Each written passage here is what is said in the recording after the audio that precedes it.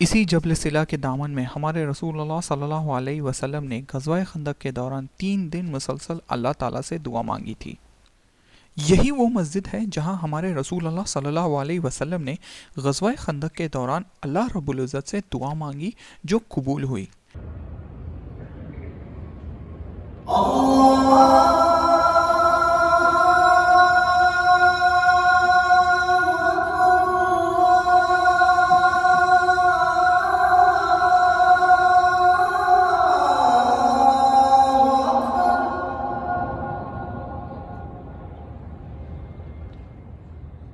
السلام علیکم دوستوں، میرا نام ہے نبیل مہتاب عالم اور آج میں اس مقام پہ موجود ہوں جہاں اسلام کا تیسرا سب سے بڑا غزوہ ہوا جسے ہم غزوہ احزاب کے نام سے جانتے ہیں۔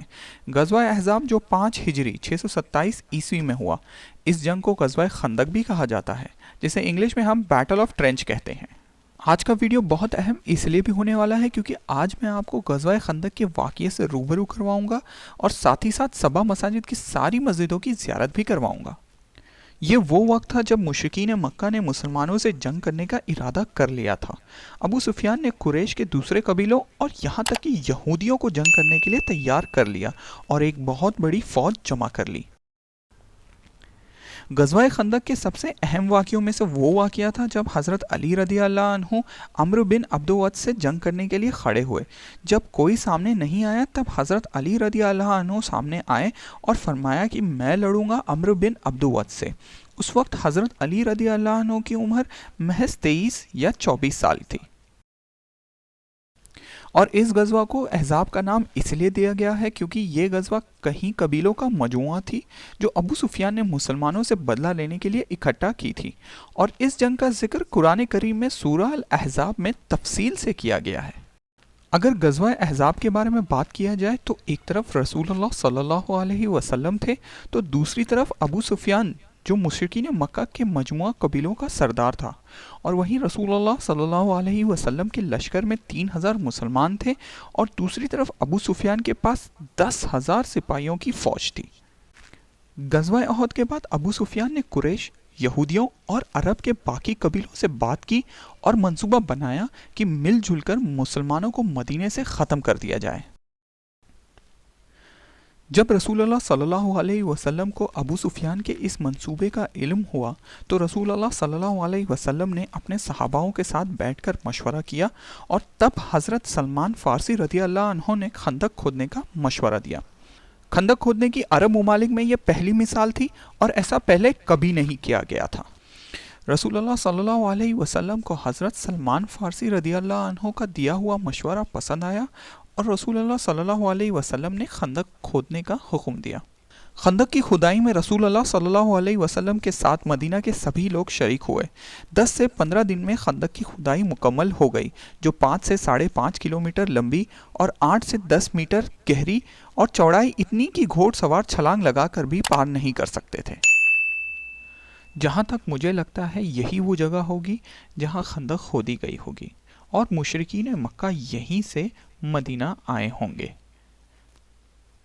خندق ابھی مکمل ہی ہوئی تھی کہ ابو سفیان اپنے 10,000 سپاہیوں کے لشکر کے ساتھ مدینہ پہنچ گیا اور خندق دیکھ کر مجبوراً رک گیا۔ کئی دن تک ابو سفیان کی فوج خندق کو پار کرنے کی ناکام کوشش کرتی رہی مگر کچھ حاصل نہ ہوا۔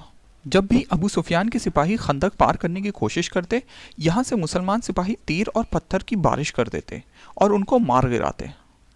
عمرو بن عبد ود عرب کا ایک مشہور سرما تھا جس کی دہشت سے لوگ کانپتے اور گھبراتے تھے۔ ایسا کہا جاتا ہے کہ عمرو بن عبد ود اتنا جانباز تھا کہ وہ 1000 سپاہیوں کے لیے اکیلا ہی کافی تھا۔ مسلمانوں کو مشکلات کا سامنا تب کرنا پڑا جب عمرو بن عبد ود نے اپنے 5 ساتھیوں کے ساتھ خندق کو کم چوڑائی جگہ سے پار کر لیا، جس میں عمرو بن عبد ود، اکرامہ بن ابو جہل، جرار بن الخطاب، نوفل بن عبداللہ اور ابن ابی وہب شامل تھے۔ عمرو بن عبد ود نے مسلمانوں سپاہیوں کو للکارتے ہوئے کہا کہ کہاں ہو جنت کے دعویداروں، کوئی ہے جو مجھ سے لڑنے کی ہمت رکھتا ہے؟ रसूल अल्लाह सल्लल्लाहु अलैहि वसल्लम ने अपने सहाबाओं से पूछा कि कोई है जो अम्र बिन अब्दुवत से लड़ सकता है। हज़रत अली रदी अल्लाह अन्हु फ़ौरन खड़े हुए और कहा कि मैं लड़ूंगा। रसूल अल्लाह सल्लल्लाहु अलैहि वसल्लम ने अली रदी अल्लाह अन्हु को मना कर दिया और दूसरी और तीसरी दफ़ा सबसे फिर पूछा कि कोई है जो अम्र बिन अब्दुवत से लड़ सकता है। हज़रत अली रदी अल्लाह अन्हु फिर से खड़े हुए और फरमाया कि मैं लड़ूंगा। हज़रत अली रदी अल्लाह अन्हु का जोश और जज्बा देखकर रसूल अल्लाह सल्लल्लाहु अलैहि वसल्लम मान गए और रसूल अल्लाह सल्लल्लाहु अलैहि वसल्लम ने खुद हज़रत अली रदी अल्लाह अन्हु को जंग के लिए तैयार किया और अपनी तलवार और ढाल देते फरमाया कि देखो मुसलमानों, आज कुल ईमान कुल कुफ्र के मुकाबले पर जा रहा है। हज़रत अली रदी अल्लाह अन्हु रसूलुल्लाह सल्लल्लाहु अलैहि वसल्लम की दी हुई तलवार से अम्र बिन अब्दुवुद से जंग करने लगे। जंग की शुरुआत से ही अम्र बिन अब्दुवुद हज़रत अली रदी अल्लाह अन्हु पर हमला करते रहे।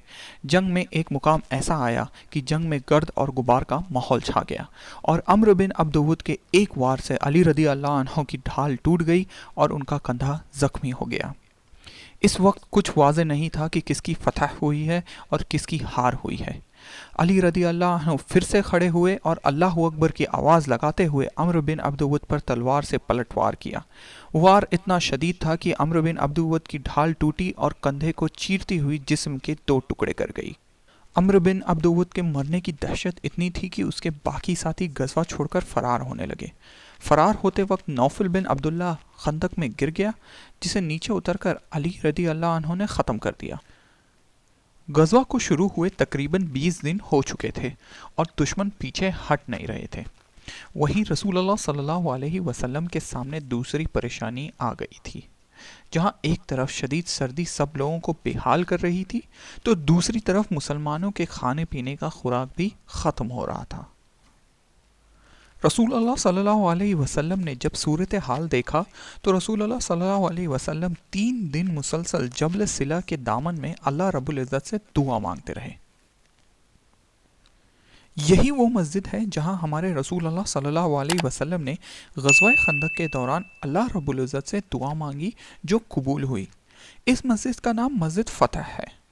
अगर आप इस मस्जिद के बारे में तफसील से जानना चाहते हैं तो मेरा सबा मसाजिद की ज़ियारत का व्लॉग ज़रूर देखें, जहां मैंने तफसील से मस्जिद फ़तह की और सबा मसाजिद की बाकी सभी मस्जिदों की ज़ियारत करवाई है।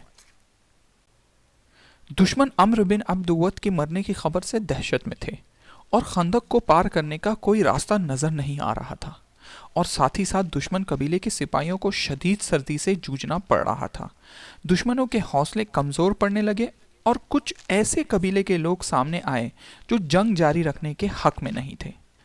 अबू सुफियान अपने सिपाहियों की हौसला अफजाई करता, मगर कुछ खास फ़र्क ना पड़ता और एक रात अल्लाह रब्बुल इज़्ज़त की तरफ से मदद आ गई और ऐसी आंधी चली और ऐसी शदीद सर्दी हुई जो दुश्मनों के खेमे को उखाड़ ले गई। घोड़े और ऊँट भाग गए और उनका सारा खाने पीने का सामान तबाह हो गया।